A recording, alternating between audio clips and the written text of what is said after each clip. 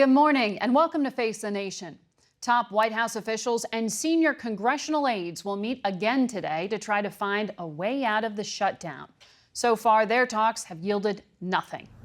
Yesterday, the administration stuck to its demand for $5.7 billion to build a border wall. Democrats insisted the government needs to reopen while negotiations continue. With no deal in sight, trash is piling up at the nation's national parks, and some 800,000 federal workers won't receive paychecks until the government reopens. We begin today with Senate Democratic Whip Dick Durbin, who is in Springfield, Illinois. Senator Durbin is among a group of senators talking to the White House about how to end this shutdown. Senator, welcome to Face the Nation. The president said this morning that he's considering declaring a national emergency depending on what happens in the next few days. If he tries to build this wall without congressional approval, what will Senate Democrats do? Well, I can tell you first, there's no requirement that this government be shut down while we deliberate the future of any barrier, whether it's a fence or a wall. This is the first president in history who shut down his own government. Unfortunately, there are going to be people to suffer. Look at those at the airport who are carefully going through the passengers to make sure that they're safe on airplanes. As of next Friday, they'll miss a payday. That may mean some problems for mortgage payments, problems in balancing the budget of their own families and households. This is totally unnecessary, and that's a point we've made over and over to this president. Let's have this debate on the future of any barrier, wall, or border security, but not at the expense of critical services for America. Well, the president says he could bypass Congress by declaring this national emergency. So what would you do if he went that route? I can just tell you, I don't know what he's basing this on, but he's faced so many lawsuits when he ignores the law and ignores tradition and precedent and just goes forward without any concern. He'll face a challenge, I'm sure, if he oversteps what the law requires when it comes to his responsibilities as Commander-in-Chief. We described in your introduction your attempts in the past to broker agreements. You've tried to be a deal maker. You were in the room with the president on Friday. Did you hear any points of agreement? Well, of course, there was an agreement to continue the conversation. But what we've said is open the government and let's have a fulsome debate and deliberation. This gun at our head approach with closing down the government is the thing we most oppose. And we wish, incidentally, that the Republican Senate leader, Mitch McConnell, would step up and be part of this conversation. He's said that he's going to stand on the sidelines and wait for instructions from the president. He is part of a branch of government and a leader in the Senate. He should be a participant in this conversation from the start. As of last night, 3 Republican senators have said they don't like this approach of shutting down the government, and they're talking about joining in a bipartisan effort to end it. So from what you're describing, it doesn't sound like there is any progress. How close are we to ending this shutdown? Well, I can't say that we're close because the president's made it clear he doesn't care. He's prepared to see a shutdown for months, and he even said years, and reaffirmed that before the cameras. It was stunning to hear a president of the United States say that about his own government, a government we elected him to lead. But that is his position. Think about the hundreds of thousands of people who will be entitled to income tax refund checks who won't receive them because the Treasury Department has been shut down, the Internal Revenue Service is shut down. The unfortunate and unfair results here are just across the board.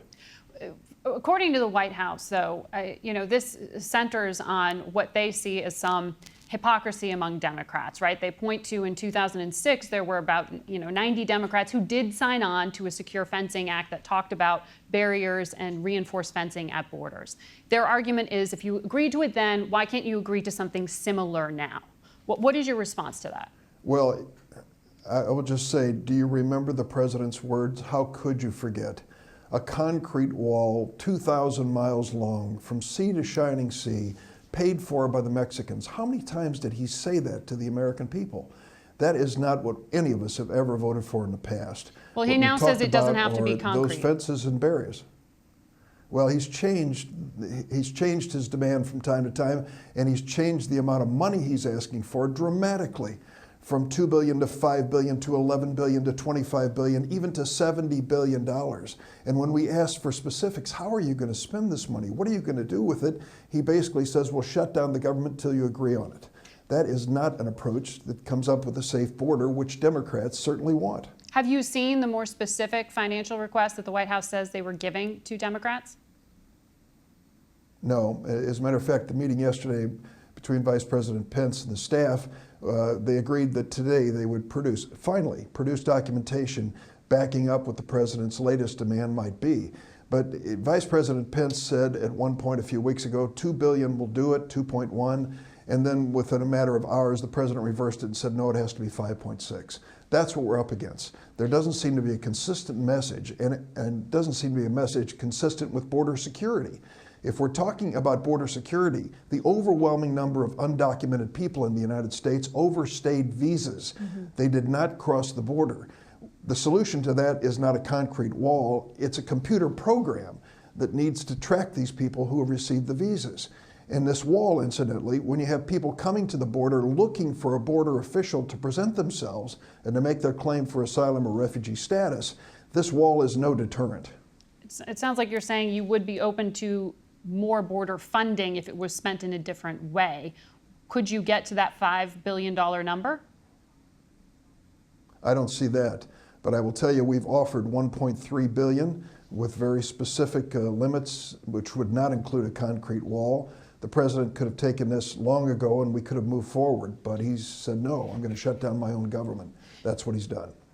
There has been speculation, and our next guest, Senator Lindsey Graham, has proposed this idea of a wall for DACA sort of trade here. The president stood in the Rose Garden the other day and said he wants to wait until the Supreme Court rules on DACA before he comes to any kind of proposal here. Do you agree that we need to wait on the courts there? And is there any room for that kind of swap, that kind of deal? Listen, Senator Graham and I could not be more different politically. He's a conservative Republican from South Carolina. I'm a progressive Democrat from Illinois. But we've teamed up time and time again to try to solve this problem. And a year ago, we presented to the president on January the 11th, 2018, I do remember the day, a bipartisan proposal to deal with DACA and many other aspects of the reform, and the president rejected it. He said, I'll go with my approach. His approach ended up with 39 votes in the United States Senate. It wasn't even accepted by his own party unanimously. So we're in a position now where when the president makes these claims and promises, a lot of us, and I hope I can speak for Senator Graham, are a little bit skeptical. Well, thank you very much.